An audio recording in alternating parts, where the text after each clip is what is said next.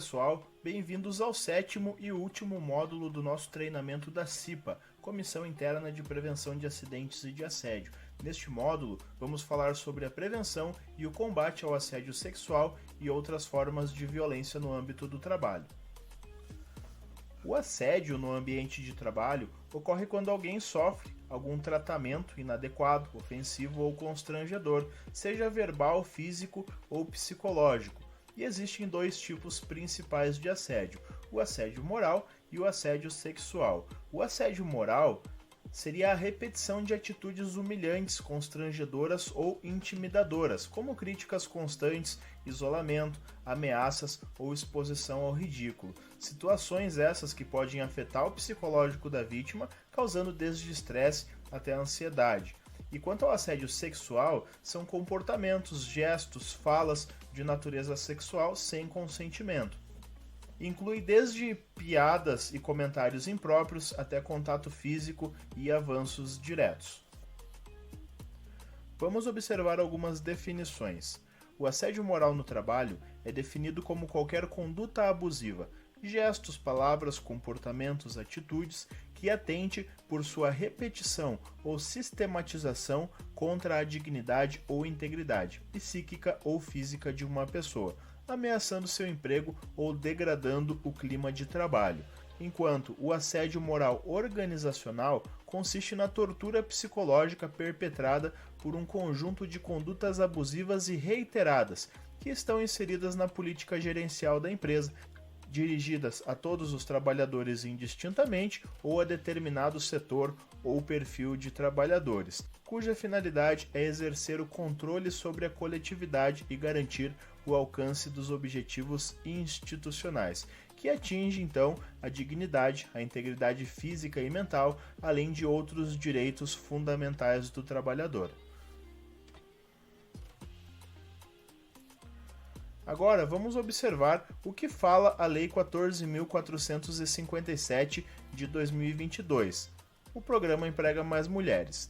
Capítulo 1, artigo 1º. Fica instituído o Programa Emprega Mais Mulheres, destinado à inserção e à manutenção de mulheres no mercado de trabalho, por meio da implementação das seguintes medidas. Então temos listadas aqui 7 medidas no artigo 1º do Programa Emprega Mais Mulheres. Primeiro, apoio à parentalidade à primeira infância. Segundo, para apoio à parentalidade por meio da flexibilização do regime de trabalho. Terceiro, para a qualificação de mulheres em áreas estratégicas para ascensão profissional. Quarto, para apoio ao retorno ao trabalho das mulheres após o término da licença maternidade. 5. Reconhecimento de boas práticas na promoção da empregabilidade de mulheres por meio da instituição do selo Emprega Mais Mulher. Sexto item, prevenção e combate ao assédio sexual e a outras formas de violência no âmbito do trabalho. E sétimo, estímulo ao microcrédito para as mulheres. Então podemos observar que o programa Emprega Mais Mulheres é muito mais amplo do que a prevenção e combate ao assédio sexual e outras formas de violência no âmbito do trabalho. E a maioria dessas medidas, elas são de responsabilidade da empresa e não da CIPA. A CIPA vai entrar então como uma ferramenta para tratar desses assuntos relacionados, conforme veremos a seguir. Então, se puderem, observem a lei na íntegra, que temos vários detalhes importantes aí dentro do programa Emprega Mais Mulheres. O objetivo do nosso módulo é falar então do capítulo 7, que fala das medidas de prevenção e de combate ao assédio sexual e outras formas de violência no âmbito do trabalho. Artigo 23. Para a promoção de um ambiente laboral sadio, seguro e que favoreça a inserção e a manutenção de mulheres no mercado de trabalho, as empresas com CIPA, Comissão Interna de Prevenção de Acidentes e de Assédio, deverão adotar as seguintes medidas, além de outras que entenderem necessárias, com vistas à prevenção e o combate ao assédio sexual e outras formas de violência no âmbito do trabalho. Então a lei aqui destaca algumas medidas que devem ser observadas. Primeiro, a inclusão de regras de conduta a respeito do assédio sexual e outras formas de violência nas normas internas da empresa, com ampla divulgação do seu conteúdo aos empregados e às empregadas. Segundo, fixação de procedimentos para recebimento e acompanhamento de denúncias, para apuração dos fatos e, quando for o caso, para aplicação das sanções administrativas aos responsáveis diretos e indiretos pelos atos de assédio sexual e de violência, garantindo o anonimato da pessoa denunciante sem o prejuízo dos procedimentos jurídicos cabíveis. Então, pessoal, observando esses dois primeiros itens, a inclusão de regras de conduta, ela não é de responsabilidade da CIPA, e sim da organização, assim como a fixação do procedimento para o recebimento e acompanhamento de denúncias. Então, por exemplo, uma empresa que os colaboradores têm acesso ao computador, um login genérico com um acesso para fazer essas denúncias, equipes de compliance que pode desenvolver alguma ferramenta, então algum método adequado para que essas denúncias cheguem até a CIPA, até a organização, para as tratativas necessárias. No terceiro item, temos inclusão de temas referentes à prevenção e o combate ao assédio sexual e outras formas de violência nas atividades práticas da CIPA. Então podemos entender que é a partir da promoção de campanhas, de orientação, de educação continuada para o público interno para promover um ambiente laboral sadio, livre dessas questões de assédio, seja moral ou sexual. E no item 4, podemos observar o seguinte: realização, no mínimo a cada 12 meses, de ações de capacitação e orientação e de sensibilização dos empregados e das empregadas de todos os níveis hierárquicos da empresa sobre temas relacionados à violência, assédio, igualdade e à diversidade no âmbito do trabalho, em formatos acessíveis, apropriados, que apresentem máxima efetividade de tais ações. Então, podemos observar que a lei prevê a inclusão de temas nas atividades da CIPA relacionadas à prevenção e combate ao assédio sexual e outras formas de violência e a realização de ações no mínimo a cada 12 meses, então pelo menos uma vez ao ano ou uma vez por gestão da CIPA.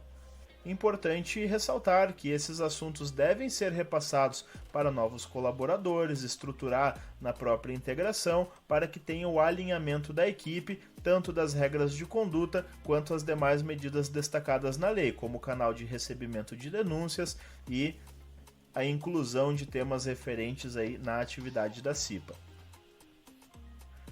Parágrafo 1º. O recebimento de denúncias no que se refere ao inciso 2, então, a fixação do procedimento para o recebimento e acompanhamento de denúncias deste artigo não substitui o procedimento penal correspondente, caso a conduta denunciada pela vítima se encaixe na tipificação de assédio sexual do Decreto de Lei 2848 de dezembro de 1940. Ou em outros crimes de violência tipificados na legislação brasileira. O artigo 216-A do Código Penal define o crime de assédio sexual, que consiste em constranger alguém para obter vantagem ou favorecimento sexual, com pena de detenção de 1 a 2 anos, se o crime não constitui aí algo mais grave. Vamos entender então essas novas regras da CIPA.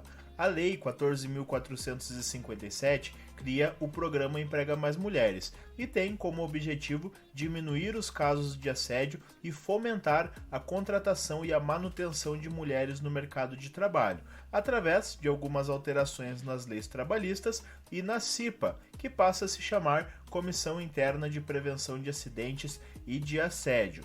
Essa lei define a inclusão de temas referentes à prevenção e o combate ao assédio sexual e outras formas de violência no trabalho nas atividades práticas da CIPA, tornando obrigatório que as empresas passem a tratar os casos de assédio sexual de forma estruturada com a utilização de um canal de denúncias anônimas. Então vamos a algumas considerações. A organização fica responsável pelas medidas necessárias para o cumprimento da lei, inclusive as regras de conduta. A organização também fica responsável por evidenciar as medidas de prevenção e as tratativas destacadas na lei. O item 6, que é a questão de prevenção e combate a assédio sexual e demais formas de violência no âmbito do trabalho, ele é uma medida dentro do contexto do programa Emprega Mais Mulheres. Então a CIPA vai ser uma ferramenta para tratar dos assuntos relacionados a essa prevenção e combate ao assédio sexual e outras formas de violência. Então a CIPA deve desenvolver essa capacidade de identificar essas situações de perigo relacionado e acionar corretamente os responsáveis pelas medidas cabíveis. Pode então contribuir com a promoção de campanhas, educação continuada para o público interno e como instrumento de ouvidoria e representação dos trabalhadores. Pessoal, concluímos este módulo finalizando o nosso curso da CIPA, Comissão Interna de Prevenção de Acidentes e de Assédio. Lembrem-se na máxima que vocês são responsáveis pela segurança e saúde dos trabalhadores, trabalhem preventivamente, apliquem as auditorias de segurança, tirem suas dúvidas com o técnico de segurança do trabalho e juntos, cada vez mais, vamos promover um ambiente laboral seguro e saudável para todos. Muito obrigado pela atenção e até a próxima!